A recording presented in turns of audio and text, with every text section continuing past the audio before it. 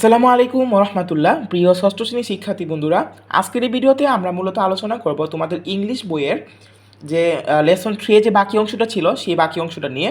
So বন্ধুরা, চলো আমরা আমাদের আলোচনা শুরু করে দিই। আমাদের A2 আমরা মূলত A1 পর্যন্ত কার্যক্রম শেষ করেছিলাম। আমরা এখন A2 থেকে শুরু করব।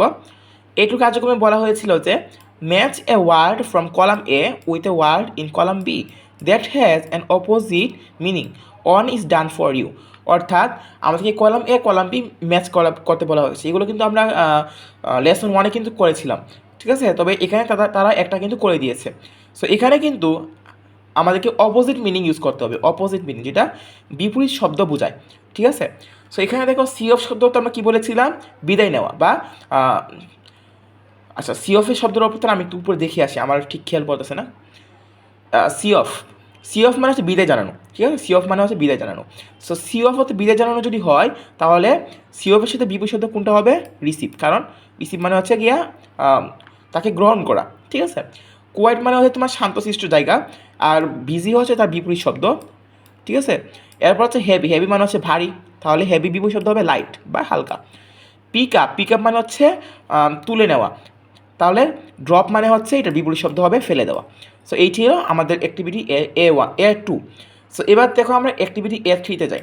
Look at the picture below, talk about what things you see and what are হ্যাপেনিংস।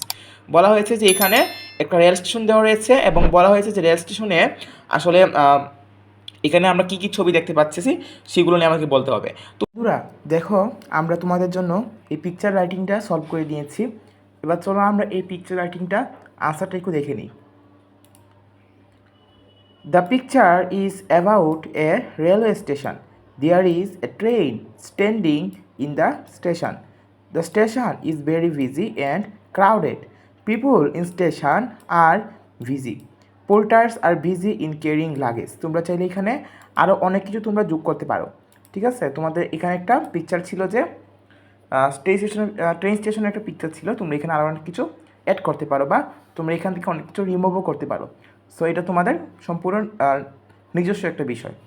So এবার চলো আমরা আমাদের নেক্সট কোয়েশনটায় চলে যাই, ঠিক আছে। সো এবার দেখো আমরা A4-এ চলে যাই। A4টা আমি তোমাদের জন্য সলভ করে রেখেছি, কারণ সব যদি সলভ না করে রাখি তাহলে তো তোমাদের সমস্যা হবে। সো বলা হয়েছে suppose you went to one of the place. তুমি নিচে দেওয়া বিলো মানে তুমি নিচে দেওয়া 3টা প্লেসে যে কোনো একটাতে গিয়েছো। Describe what you saw, what were happening. তুমি বর্ণনা করো যা তুমি দেখেছো এবং সেখানে কী কী ঘটছিল, and what you did there, এবং তুমি সেখানে কী করেছিলা। সো চলো আমরা দেখি একটু আনসারটা।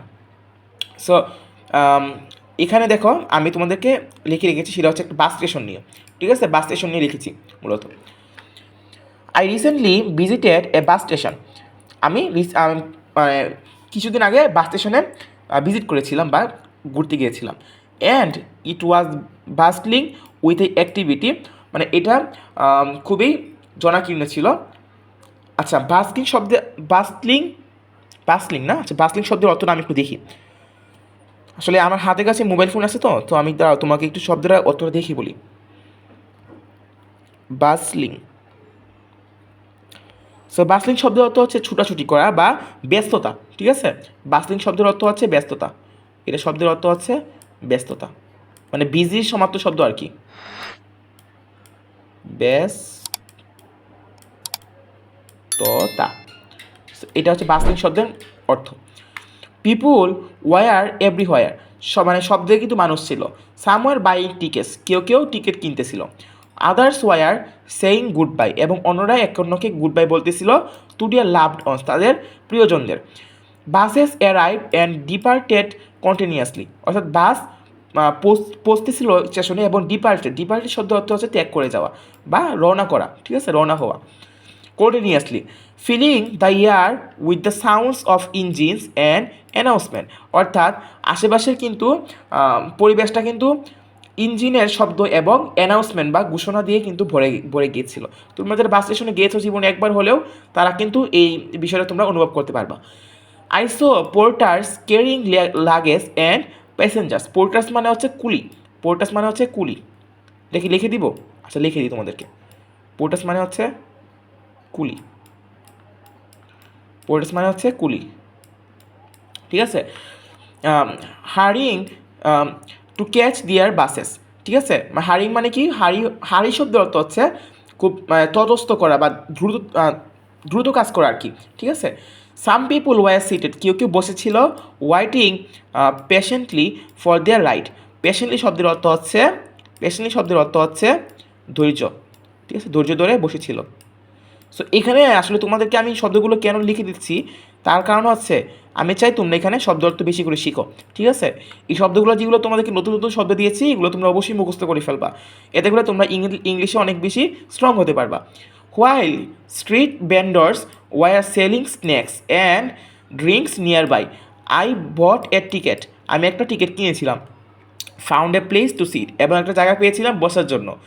And observe the lively scene around me, এবং আমার চারপাশে লাইভের যে সিনগুলো চলতেছিল সেই সিনগুলো আমি দেখতেছিলাম আর কি।